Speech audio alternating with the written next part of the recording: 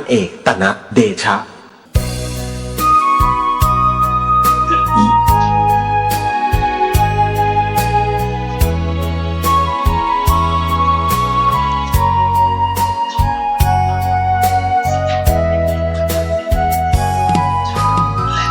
วัดเป็นบุญเขตวิเศษสถาน104.5 เมกะเฮิรตซ์ รายการต่อไปเป็นรายการพระไตรปิฎกลอยฟ้าดำเนินรายการโดยพันเอกตนะเดชะ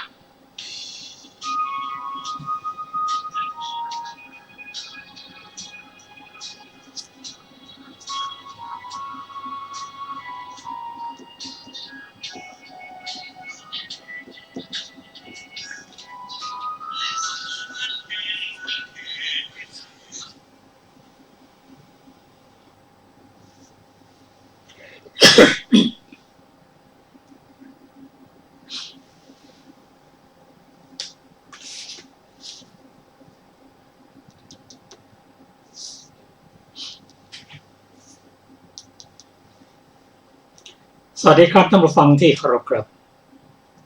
ท่านผู้ฟังกำลังรับฟังรายการพระไตรปิฎกลอยฟ้ามีเสนอกับท่านผู้ฟังทุกวันพุธ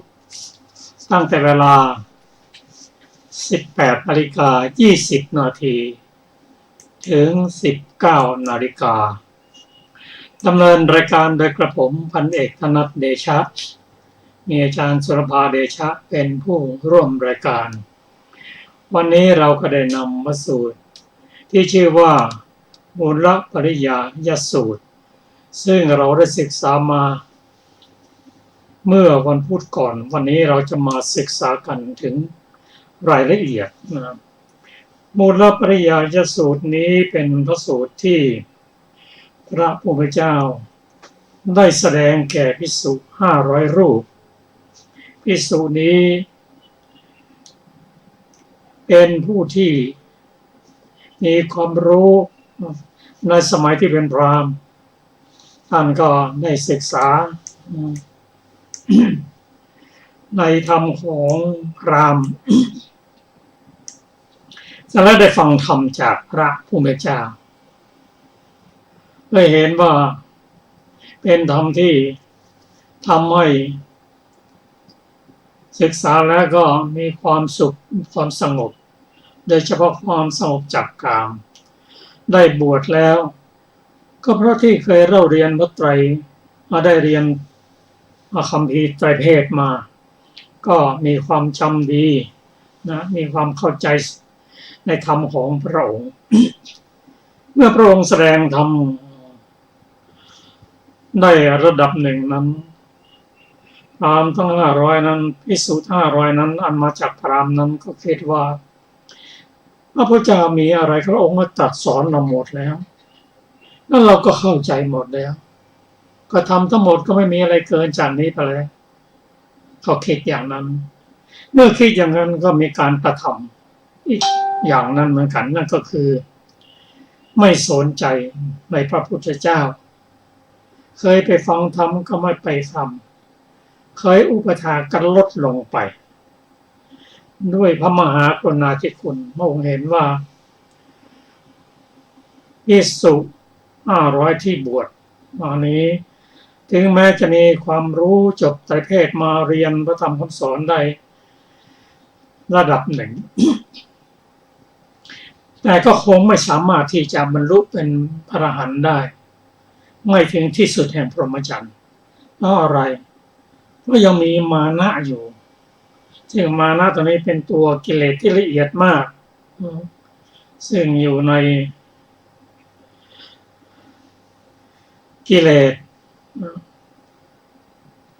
ในระดับของพระอรหันต์ที่จะละได้เรียกว่าสังโยชน์เบื้องสูง5อันได้แก่รูปปราคะอรูปปราคะมานะตัวนี้แหละอุทธัจจะและอวิชชาถ้าพระองค์ไม่ได้ตักเตือนไม่ได้ทำสอนต่อภิกษุเหล่านี้ปรารถนาที่จะพ้นจากทุกข์ทำที่สุดแห่งพรหมจรรย์ก็ไม่สามารถจะทำถึงได้ พระองค์จึงได้แสดงธรรมตรงนี้ให้ฟัง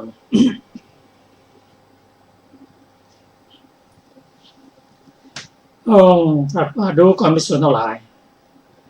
เราจักแสดงเหตุที่เป็นมูลเป็นรากของธรรมทั้งปวงแก่เธอพวกเธอจงฟังเหตุนั้นจงใส่ใจให้ดีเราจะกล่าวภิกษุเหล่านั้นทูลรับพระผู้มีพระเจ้าว่าอย่างนั้นพระเจ้าค่ะพระองค์ตรัสว่า องค์ตรัสพุทธวจนะนี้ว่าดูกันภิกษุทั้งหลายปุถุชนในโลกนี้ไม่ได้สดับไม่ได้เห็นพระอริยะไม่ฉลาดในธรรมของพระอริยะไม่ได้รับคำแนะนำในธรรมของพระอริยะไม่ได้เห็นสัตว์บุรุษไม่ฉลาดในธรรมของสัตว์บุรุษและไม่ได้รับคำแนะนำในธรรมของสัตว์บุรุษนี้เราจะมาศึกษากันสักนิดหนึ่งเรื่องปุถุชน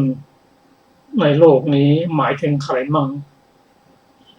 ถ้าจะพูดไปแล้วก็ปุถุชนก็หมายถึงบุคคลผู้ยังไม่ได้ตรัสรู้ธรรมยังไม่ได้เป็นอริยบุคคล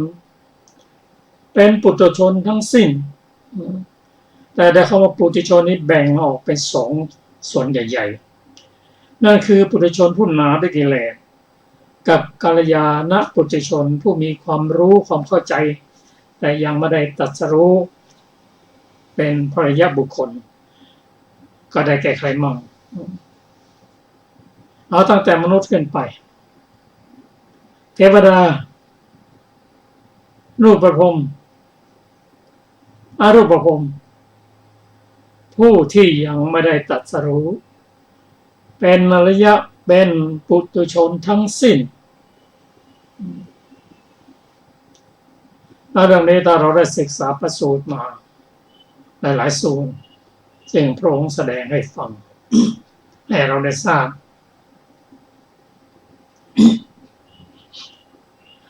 ยกตัวอย่างเช่นพระอินทร์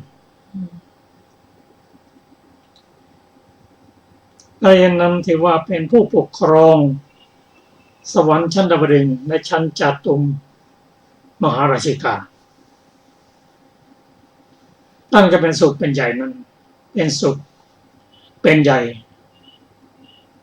ในสวรรค์ชั้นดาวดึงส์มีความสะดุ้งกลัวต่อความตาย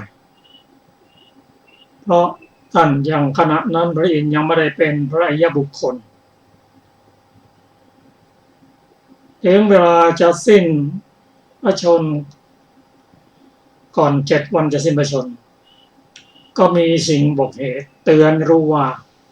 จะต้องสิ้นชีวิตนั่นคือเรื่องนุ่งห่มอาภรณ์เศร้าหมองอาอุตุที่เคยสบาย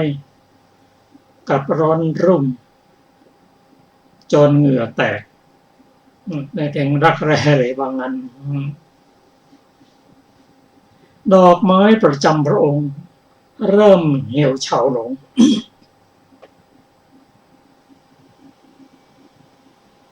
ที่ประทับเริ่มแข็งกระด้างอันนี้ก็เป็นสาเหตุใหญ่ๆที่ทำให้พระองค์สะดุ้งกลัวและประกอบกับเทพที่เป็นอริยบุคคลมีรัศมีดีงามกว่าพระองค์อันนี้ทำให้พระองค์เดือดร้อนเพราะว่ายังเป็นปุถุชนอันนี้หมายถึงปุถุชน มาถึงรูปประพรมนะท่านรูปประพรมนั้นท่านคิดว่าที่สุดของความสุขอยู่ที่พรหมนั่นเองไม่มีอะไรเกินกว่านี้ไปแล้วรู้หมดท่านมหาโมคคัลลานะท่านเป็นอรหันต์ทรงทราบจิตวรจิตของพรหมท่านได้ขึ้นไป บอกแก่พรหมนั้น พรหมนั้นก็รู้ก็เห็นว่ายังเป็นบุตุชนอยู่ท่านคิดว่าไม่ต้องแก่ต้องเจ็บต้องตายแล้วพรหมนั้นอายุยืน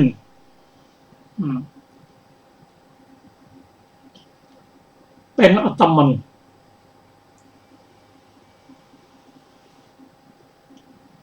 เรียกว่าอะไรเป็น ยั่งยืนโดยเฉพาะพรหมผู้น้อยนั้นท่าน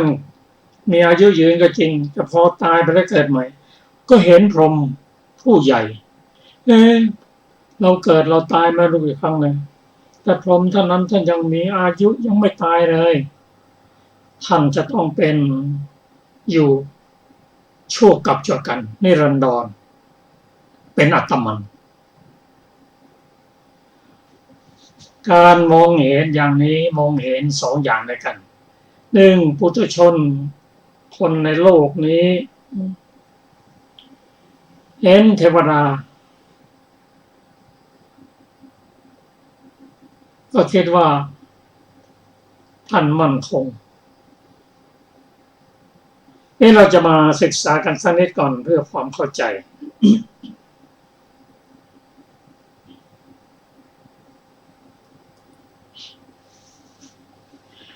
ที่นี้คำว่า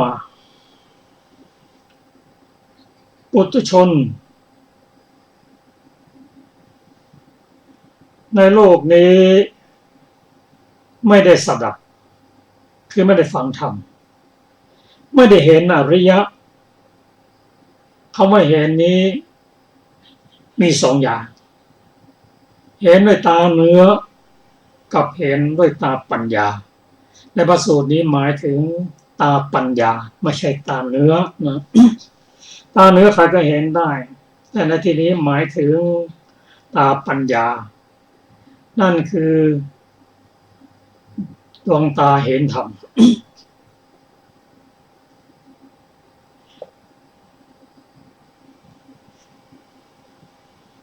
ทีนี้เรามาถึงบุคคลที่มองตนเองหนึ่งเรามองเห็นอารมณ์อื่นหนึ่งอารมณ์อื่นเช่นมนุษย์ธรรมดาได้มองได้มีความคิดเกี่ยวกับเทพเกี่ยวกับพรหมเป็นต้นเช่นนางสารีมารดาของท่านพระสารีบุตรท่านนับถือพรหมท่านเคารพพรหมพรหมนั้นเป็นผู้ที่เป็นอยู่อย่างมีความสุขชั่วนิรันดรท่านมองเห็นอย่างนั้นแล้วก็เห็นว่าพรหมนั้นเป็นของท่านเป็นผู้ที่ท่านเคารพอันนี้เป็นมองอารมณ์นอกจากตัวเองที่นี้บุคคลมองดูตนเองซึ่งพระพุทธเจ้าตรัสว่าปุถุชนผู้ไม่ฉลาดเพราะไม่ได้ตรัสรู้เมื่อไม่ตรัสรู้นั้นย่อมหมายรู้ธาตุดิน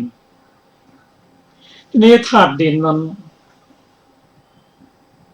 ธาตุดินภายนอกก็มีภายในก็มีแต่พระองค์แสดงแก่ภิกษุท่านมีความเข้าใจธาตุดินเรียบร้อยแล้วทีนี้ในธาตุดินที่เราหมายว่าในตัวเรานั้นมีลักษณะแข็งจับได้ถูกต้องได้จะนุ่มจะแข็งก็ตามถ้าเราจับที่กระดูกส่วนที่เป็นกระดูกก็แข็งส่วนที่เป็นเนื้อก็นุ่มที่รู้สึกได้จับได้นะธาตุดินทั้งนั้นที่นี้ปุถุชนมองธาตุดินของตนเองที่นี้ธาตุดินนั้นเราจะรู้รายละเอียด ของธาตุดินซึ่งแบ่งออกเป็น4ส่วนด้วยกันแต่ธาตุดินในส่วนนี้หมายถึงส่วนต่างๆของร่างกายได้แก่ผมขนเล็บฟันหนังเนื้อเอ็นกระดูกเยื่อในกระดูกปอดตับไตพังผืด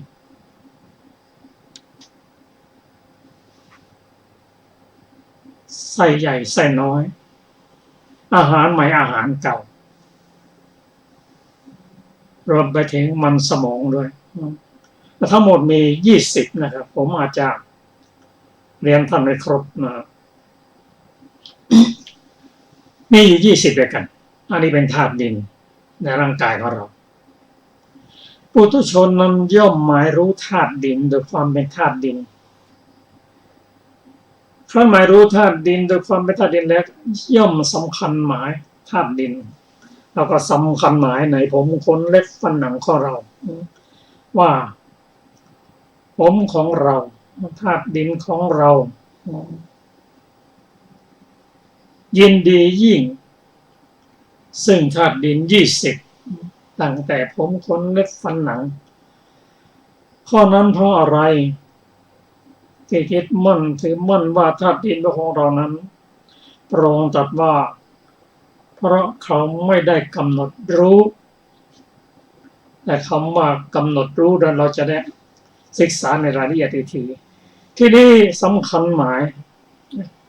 ายรู้ธาตุดินแล้วยังหมายรู้ธาตุน้ำธาตุน้ำในร่างกายมี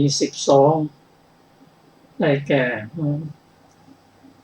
ส่วนที่เป็นน้ำดีน้ำเหลืองน้ำเลือดเป็นต้น12แล้วก็ธาตุไฟอีก4ธาตุได้แก่ธาตุไฟนี่ได้ความร้อนความเย็นธาตุไฟนี่ก็ หมายถึงสิ่งที่ทำให้ร่างกายอบอุ่นทำให้ร่างกายทรุดโทรมย่อยอาหารทำให้แก่เร็วในธาตุไฟส่วนธาตุลมนั่นก็ได้แก่ลมที่พัดทั่วสารพางกายลมพัดขึ้นข้างบนลมพัดลงข้างล่างลมในท้องลมในลำไส้ลมตลอดจนลมหายใจอันนี้ได้แก่ธาตุดินธาตุน้ำธาตุไฟธาตุลมในร่างกายของคนเราธาตุดิน20ธาตุน้ำ12ธาตุไฟ4ธาตุลม6ปุถุชนนั้นลงตรัสว่าย่อมหมายรู้ธาตุดินธาตุน้ำธาตุไฟธาตุลมการหมายรู้หรือความเป็นธาตุดินธาตุน้ำธาตุไฟธาตุลมแล้วก็สำคัญหมายในข้อสำคัญที่สุดคือสำคัญหมายว่าธาตุดินธาตุน้ำธาตุไฟธาตุลมเป็นของเราเป็นของเราและยินดียิ่งซึ่งธาตุดินธาตุน้ำธาตุไฟธาตุลมข้อนั้นเพราะอะไรพระองค์ตรัสว่าเพราะเขาไม่ได้กำหนดรู้ทีนี้เราจะมาศึกษากันถึงเรื่องคำว่ากำหนดรู้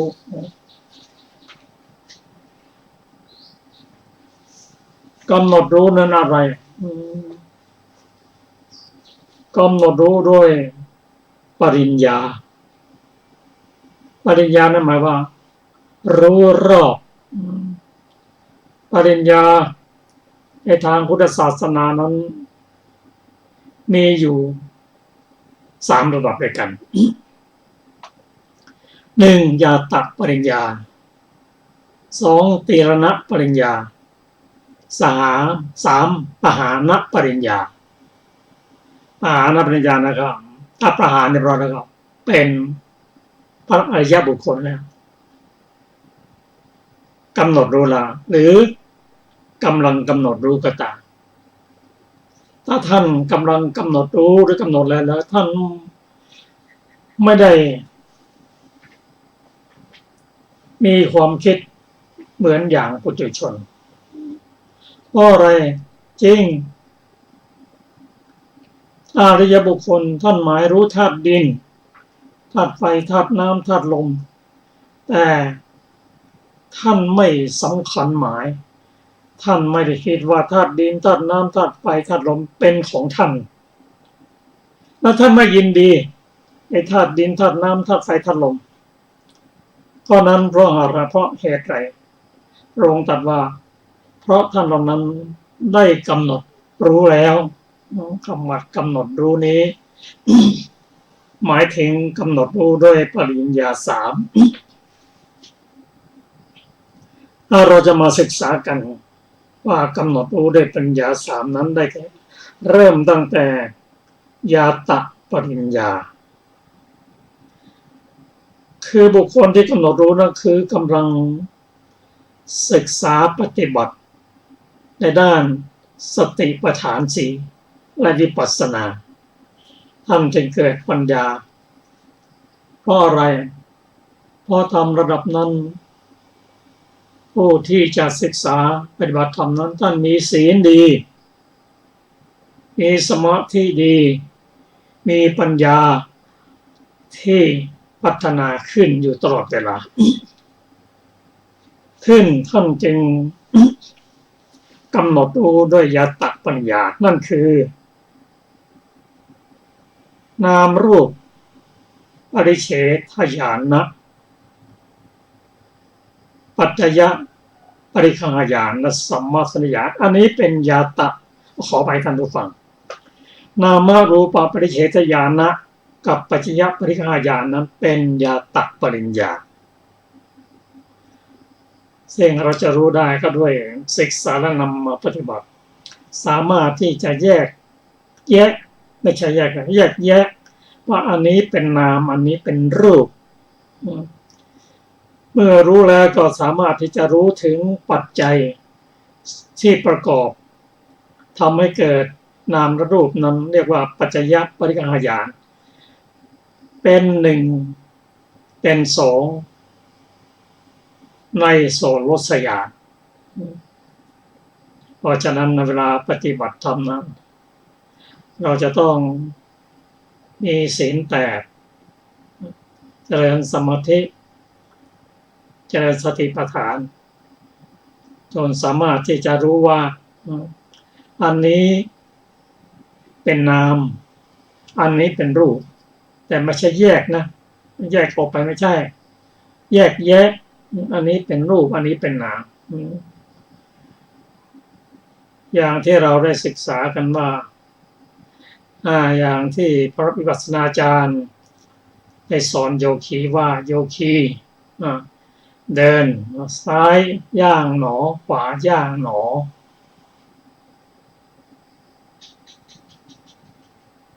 เราก็จะทำให้เห็น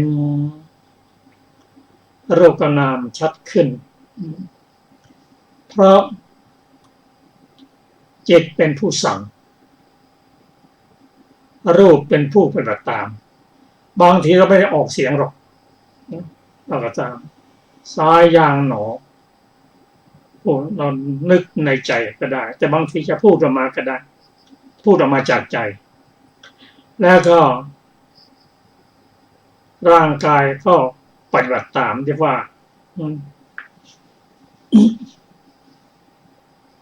ธาตุลมธาตุดินธาตุน้ำธาตุไฟธาตุลมจะพาไปกันท่านผู้ฟังเหมือนเรากดรีโมทคอนโทรลอย่างนั้นแหละแล้วเรากดไปมันก็เป็นไปตามนั้นโดยเฉพาะปัจจุบันนี้คงจะเข้าใจเห็นชัดหน่อยเช่นเราใช้รีโมทบังคับหุ่นยนต์ให้มันเดินให้มันนั่งให้มันวิ่งในปัจจุบันนี้ก็หยิบโน่นหยิบนี่เกือบจะแทนมนุษย์เลยแต่จิตเท่านั้นเป็นผู้สั่งด้วยรีโมทคอนโทรล แต่รีโมทคอนโทรลที่ดีที่สุดนั่นก็คือจิตของเรานะหุ่นยนต์ที่ดีที่สุดก็คือร่างกายของเราแต่เนื่องจากกายกับจิตนั้นเราไม่ได้ศึกษาธรรมะของพระเจ้าเราคิดว่าจิตก็อย่างจิตก็เหมือนรูปจิตก็ร่างกายก็คือจิตก็คือร่างกายเหมือนกันหมดเราไม่ได้แยกแยะต่อเมื่อมาไปทำแล้วก็เริ่มแยกแยะละซ้ายย่างหนอสั่งซ้ายแต่ทุกวันที่เราทำมันนะเราไม่ได้สั่งทำไปอย่างนั้นตามอัตโนมัติก็มักจะเผลอไผลเป็นส่วนใหญ่เพราะบางครั้งก็มีสติบางครั้งก็ไม่มีสติบางทีจิตยังไม่ได้สั่งเลยก็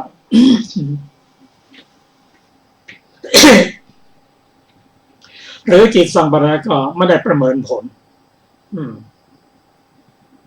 อย่างบางทีตั้งใจว่าเราจะกินยาจิตสั่งแล้วก็หยับยามากินแต่เราไม่ได้ประเมินผลไม่ได้ติดตามไม่มีสติบางทีเรากินยาอะไรอย่างความจริงจิตก็สั่งไปแล้วแต่จิตจะทำงานผู้เดียวไม่ได้ก็ต้องมีตัวเจตสิกทั้งโสภณเจตสิกและอโสภณเจตสิกและส่วนที่เป็น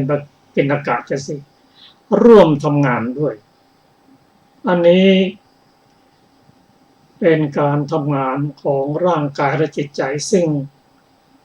เราจะรู้ได้ด้วยการศึกษาธรรมะของพุทธเจ้าเท่านั้นซึ่งมีอยู่ในปไตรปิฎกอันนี้เป็นญาตปริญญาท่านผู้ฟังที่เคารพครับรู้จักแยกแยะว่าอันนี้เป็นรูปอันนี้เป็นนามสองนั้นรู้จักปัจจัยของรูปและนามว่ารูปที่เราเห็นว่าเป็นของเราแขนของเราอะไรเงี้ยเราไม่ได้แยกแยะความจริงเขาก็ประกอบด้วยธาตุดินธาตุน้ำธาตุไฟธาตุลมเกิดขึ้นได้เพราะอาศัย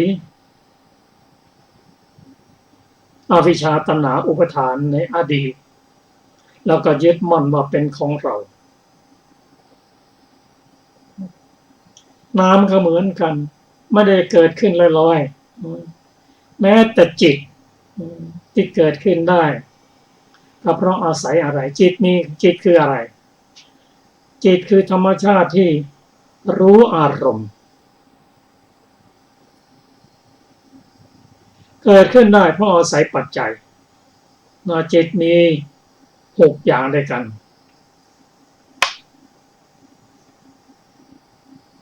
ได้แก่อะไรมั่งจักขุวิญญาณโสตวิญญาณฆานวิญญาณชิวหาวิญญาณกายวิญญาณและมโนวิญญาณแต่ละอย่างนั้นอาศัยปัจจัยเกิดขึ้นตอนนั้นไม่ได้เกิดขึ้นโดยไม่มีปัจจัยหลักที่ทำให้จิตเกิดขึ้นนั่นก็คือวัตถุและอารมณ์บางครั้งท่านกล่าวว่าวิญญาณ6เกิดขึ้นโดยอาศัยปัจจัย2อย่างคือวัตถุและอารมณ์เนี่ยถ้าเราศึกษาไปในรายละเอียดจะมีมากอันนี้เป็นญาตปริญญาท่านผู้ฟังที่เคารพการกำหนดในระดับ2นั้นเรียกว่าตีรณปริญญาตีรณปริญญานั้น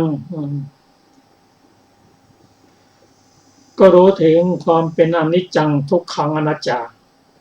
แต่ระดับนี้ผู้ที่เจริญสมาธิในระดับอัปปนาหรือระดับฌานก็พอจะเห็นความเป็นอนิจจังทุกขังอนัตตาแต่สิ่งเหล่านี้มันมีอยู่แล้วนะมีอยู่แล้วแต่เราไม่ได้กำหนดรู้เพราะเราไม่ได้ศึกษาเพราะอะไรเพราะเราไม่ได้ สดับไม่ได้ฟังธรรมไม่ได้เห็นพระอริยะไม่เห็นด้วยปัญญาไม่ฉลาดในธรรมของพระอริยะเราจึงมองไม่เห็นจึงไม่ได้กำหนดอันนี้เป็นตีรณปริญญารวมไปถึงอุทยพยญาณเห็นการเกิดการดับของนามในรูปเนี่ยท่านผู้ฟังครับนี่เป็นตีรณปริญญาผู้สดับก็เป็นไปตามลำดับอันดับสามมันจะปหานปริญญาปหานปริญญาถ้าเราเจริญวิปัสสนาปัญญาของเราก็จะเกิดตามลำดับ ตั้งแต่พังคญาณจนถึงปัจจเวกขณญาณเป็นพระยาบุคคลนะอันนี้เป็นปหานปริญญาในปริญญาในทางธรรมมีอยู่สามอย่างญาตปริญญาตีรณปริญญาปหานปริญญาถ้าเราผ่านปหานปริญญาแล้วถือว่าได้กำหนดรู้แล้วครับในประสูตรนี้ขอเชิญอาจารย์สุรภาเปิดขึ้นเรื่อยๆเอาละครับปุถุชนผู้ไม่ได้กำหนดรู้ด้วยปริญญาทั้งสามที่ผมเรียนในศาสตร์นั้นเห็นธาตุดินธาตุน้ำธาตุไฟธาตุลมโดยความเป็นตนยึดมั่นถือมั่นแล้วก็ย่อมหมายรู้สัตว์คำว่าสัตว์ตั้งแต่มนุษย์เป็นต้นไปย่อมหมายรู้สัตว์โดยความเป็นสัตว์ครั้นหมายรู้สัตว์โดยความเป็นสัตว์แล้วย่อมสำคัญหมายสัตว์ย่อมสำคัญหมายในสัตว์ย่อมสำคัญหมายโดยความเป็นสัตว์ย่อมสำคัญหมายสัตว์ว่าของเรายินดียิ่งซึ่งสัตว์เหล่านั้นถ้าเป็นมนุษย์สัตว์ต่างๆถ้าเราครอบครองแล้วเป็นเจ้าของแล้วก็ยินดียิ่งเพราะอะไรพระองค์ตรัสว่าเพราะไม่ได้กำหนดรู้ด้วยปริญญาสามนั่นเอง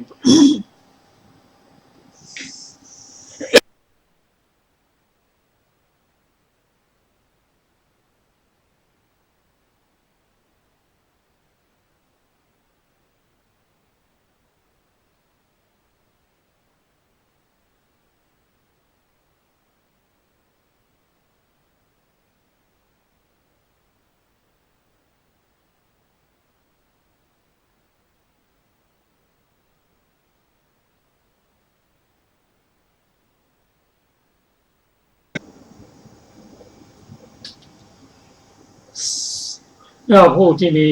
ข้อ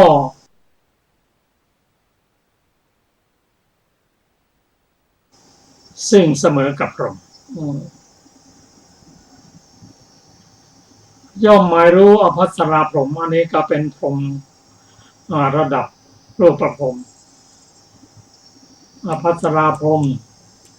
และ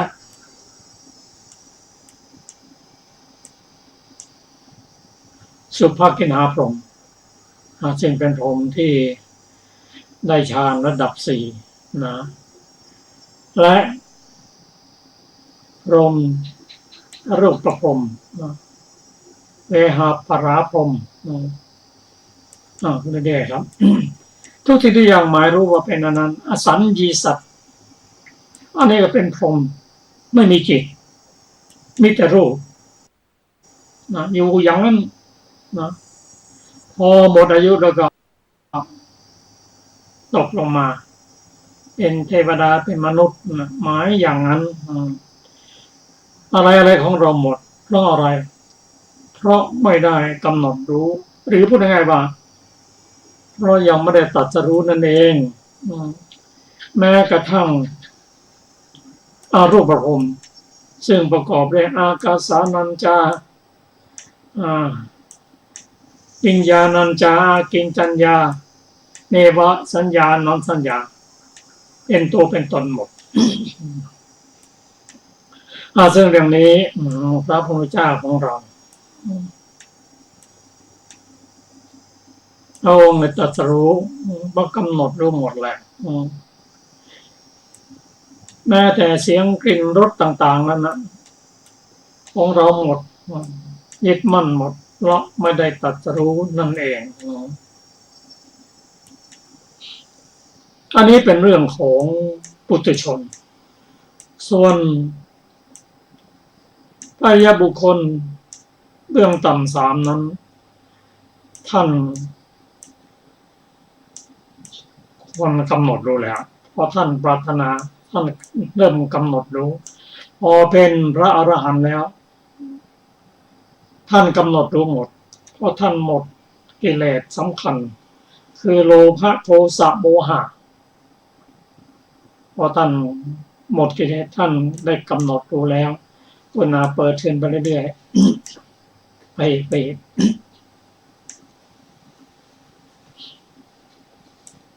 นี่แล้วก็อริยบุคคลนั้นท่านย่อมหมายรู้พระนิพพานด้วยความเป็นนิพพาน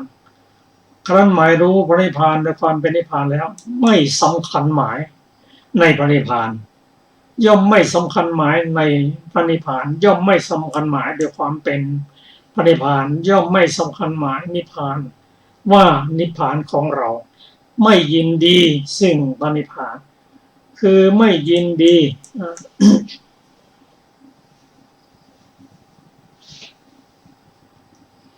โดยเฉพาะพระอรหันต์ขีณาสพนั้นท่านอยู่จบพรหมจรรย์เสร็จกิจแล้วลงพระราชแล้วบรรลุถึงประโยชน์ตนแล้วสิ้นกิเลสประกอบสัตว์เป็นในโพแล้วเรียกว่าสังโยชน์10ท่านตัดได้หมดแล้วท่านไม่สำคัญหมายในธาตุดินธาตุน้ำธาตุไฟธาตุลมไม่ยินดีในธาตุดินธาตุน้ำธาตุไฟธาตุลมเพราะอะไรเพราะท่านปราศจากราคะโทสะโมหะแล้วท่านลงภาระเสร็จแล้วครับท่านผู้ฟังที่เคารพเราจะได้ความรู้เพิ่มเติมอีกมากมายโดยเฉพาะในอัตถกถาซึ่งเราจะได้ศึกษาร่วมกันเราจะขอเชิญอาจารย์สุรภาได้นำอัตถกถามาศึกษากันในวันพุธหน้าค่ะสำหรับวันนี้นะคะรายการพระไตรปิฎกลอยฟ้าก็หมดเวลานะคะพบกันใหม่ในวันพุธหน้านะคะสำหรับวันนี้สวัสดีค่ะสวัสดีครับ